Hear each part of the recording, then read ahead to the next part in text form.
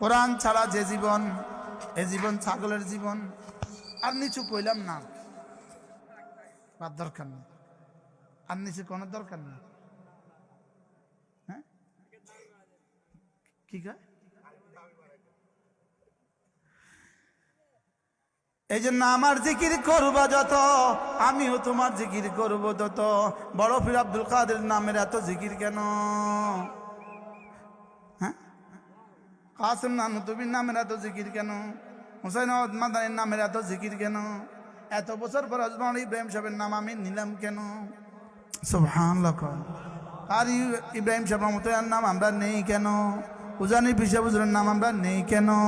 তিনি আল্লাহর জিকির করেছেন এই জন্য। সুবহানাল্লাহ।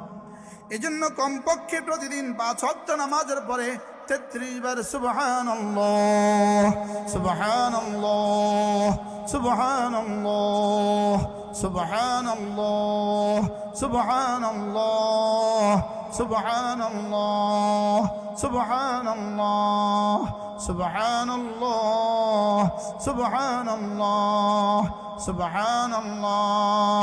33 বার আলহামদুলিল্লাহ, আলহামদুলিল্লাহ।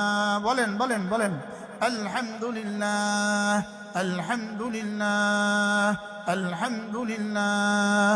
আল্লাহু আকবার, আল্লাহু আকবার, আল্লাহু আকবার, আল্লাহু আকবার, আল্লাহু আকবার, আল্লাহু আকবার, আল্লাহু আকবার।